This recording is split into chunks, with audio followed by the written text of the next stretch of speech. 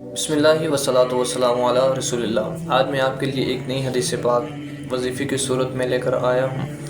ترمذی شریف میں بھی یہ حدیث پاک موجود ہے اور نسائی شریف میں بھی یہ حدیث پاک موجود ہے۔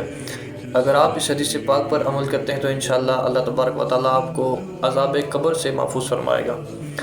حضور علیہ السلام نے ارشاد فرمایا کہ جو شخص رات کو سونے سے قبل سورہ ملک کی تلاوت کر کے سوئے گا، اللہ تبارک و تعالیٰ اس کو قبر کے عذاب سے محفوظ فرمائے گا۔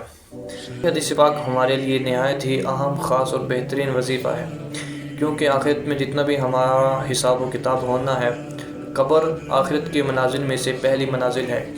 حضور علیہ السلام نے ارشاد فرمایا، آپ فرماتے ہیں کہ قبر آخرت کی منزلوں میں سے پہلی منزل ہے، یعنی حساب و کتاب میں سے قبر پہلی منزل ہے۔ اگر کوئی شخص اس میں کامیاب ہو گیا تو وہ باقی جتنے بھی حساب و کتاب کی منازل ہیں وہ ان میں بھی کامیاب ہو جائے گا۔ اور اگر کوئی شخص عذاب قبر سے محفوظ نہ رہا، یعنی قبر میں جو اس کا حساب و کتاب ہونا ہے، اگر معاذ اللہ نہ کرے وہ اس میں ناکام ہو گیا تو باقی جتنے بھی حساب و کتاب کے منازل ہیں اسے ان میں بھی مشکلات کا سامنا کرنا پڑے گا۔ اس لیے قبر کا عذاب بہت ہی کھٹن ہے اور بہت ہی زیادہ مشکل ہے۔ حضور علیہ السلام نبی ہونے کے باوجود اللہ تبارک و تعالیٰ سے ہر وقت عذاب قبر سے پناہ مانگنے کی دعا کیا کرتے تھے۔